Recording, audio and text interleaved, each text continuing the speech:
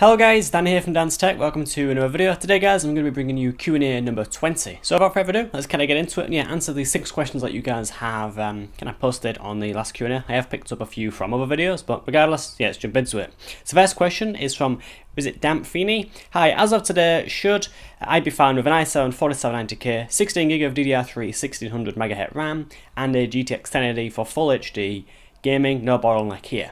The i7 and the GTX 1080, very, very high-end products, so no, there's absolutely no bottleneck there. You have mentioned you want these two components of full HD gaming. If you're planning to play at 1080, the GTX 1080 is a very, very powerful card. That thing can even push 1440p and also 4K. So if you just wanted to use that card for 1080p, yeah, you're going to be getting a lot of frames. But yeah, that is yeah, there's no bottleneck there. If you wanted to play at 1080p and yeah, I would recommend something like a 1070 or something. You don't need a 1080, but if you want loads of frames and you want, you know, say you got like a real high refresh rate monitor, then that's maybe what you're going for. But in terms of your question, no bottleneck. Next question is from Philip Hamilton. Dan, do you think socket 1151 will have a dual socket motherboard in the near future? Now the spec for LGA 1151, the spec says that it's a single socket motherboard. If you're wanting to look at a motherboard with multiple CPUs, you'll need to go for LGA 2011, 2011 V3, or the older 1333 motherboards. They are designed to have single and dual socket CPU configurations, to my understanding. So yes, if you want a dual socket motherboard, you will have to go for 2011 V3. That's what I would recommend, as that is the most current, up-to-date kind of spec from Intel. I'm not too sure about the AMD ones. I don't really follow the AMD CPUs, kind of apart from the FX line. But in general, 1151 won't have dual socket motherboards anytime soon. Next question is from Phil878. Dan, before I replace my GPU with a new one, do I need to deinstall the drivers before I do that? How about my NVIDIA GeForce Experience software? Do I need to delete that as well as re-download it, or can I just replace the GPU without deinstalling any driver and then just download the new drivers, which perhaps solves all my questions automatically? Now, I'm not actually too sure how you uninstall drivers. I don't know if you can actually do that, can you? I have no idea. I know there's a rollback driver button, but I don't think you can uninstall drivers. When you're replacing a GPU, you don't need to uninstall the drivers at all. If you want to uninstall the software, say like GeForce Experience or the AMD Crimson software, you can do that. But I personally am swapping out graphic cards all the time. And say if I swap between the 950 and say the R9 380, I don't need to do anything. So I have the GeForce Experience and the Crimson software installed, and the drivers are installed on these cards. So when I mix and match graphic cards and yeah, swap between an NVIDIA to an AMD solution, the PC automatically just recognizes it and it's all ready to go. There's no need to even install drivers once you do plop a new card in. But in general, if you want to uninstall the software for a specific card, you can do that. But in terms of drivers, you can uninstall them if you want to, if you figure out how to do that. But I personally would just recommend just to uninstalling the software. Say if you're changing from say AMD to NVIDIA or AMD to NVIDIA, for example. Did I repeat myself? I have no idea. But yeah, you just need to plop a new card in and install the new driver if the card is new. There's no need to uninstall drivers, to my understanding. But yet again, I could be wrong.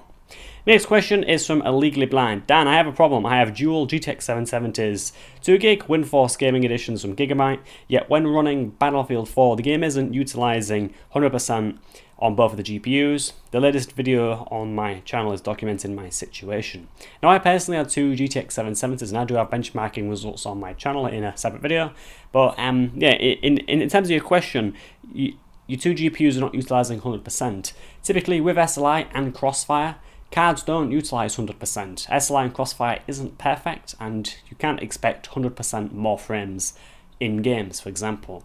Now, what I want you to do is make sure that SLI is enabled. You'll find that in the GeForce, in the NVIDIA control panel, different pieces of software.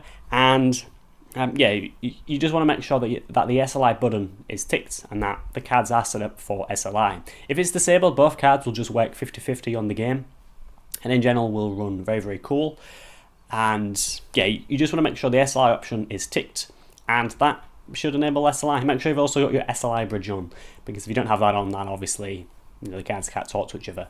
But make sure it's ticked, make sure your SLI bridge is on, and then in-game just check to see what your utilizations are. If they both say 70 or both are say 80%, then that is SLI. It's not 100% scaling, unfortunately, and in-game you shouldn't really expect to get 100% more frames. When I did my benchmarks of my 770s, in some games it was only like a 50% boost, for example, which isn't great, but yet again, if you have a card, say like a GTX 770, want to upgrade to get another one in the future, you know that SLI and Crossfire aren't perfect. To my understanding, Crossfire is a little bit better, but yeah, that's what I've been told.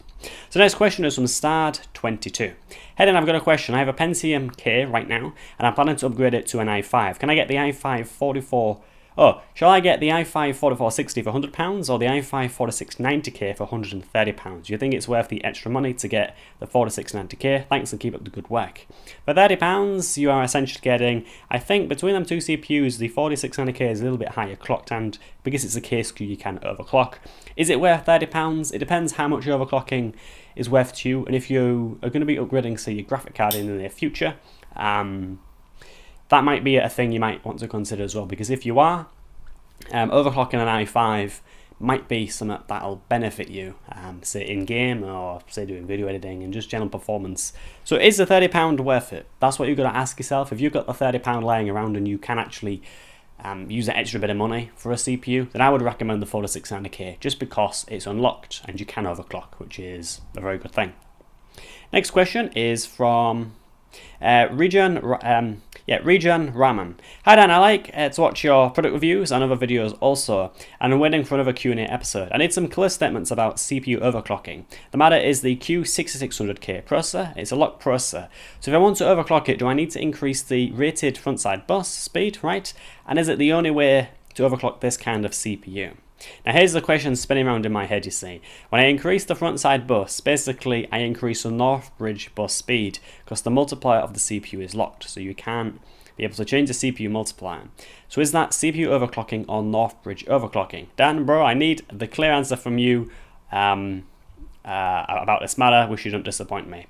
Yeah, when you have a CPU that isn't unlocked, the multiplier is locked. Yes, the multiplier is locked, so you can only change the front side bus. Now, in terms of how motherboards work, they have changed a lot from many years ago. And say like a standard an Intel board like the Z97, it doesn't have a south bridge nor a north bridge. It's just the processor and a chipset. In this case, the Z97 chipset. There's other chipsets like say the newer Z170 or the Z is it 87? There's loads, and these chipsets have simply replaced North bridges. But in terms of overclocking the actual front side bus, that's the same to my understanding, and by changing that, you're also increasing the memory speed to my understanding, yes. But when you do that, you can dial down the multiplier on the RAM, because that's always unlocked. So what you're doing is increasing the CPU speed and the memory speed, but you can dial down the memory speed by changing the multiplier of the memory. So I hope that kind of answers your question. Yes, yeah. On these older CPUs, I'm not too sure what platform the Q6600K is on, but if it does have a North bridge, you might be overclocking more things than just the memory. Yeah, something like that. But in general, yeah, the front side bus overclocks the CPU and the memory, but you can change the multiplier to turn the memory down.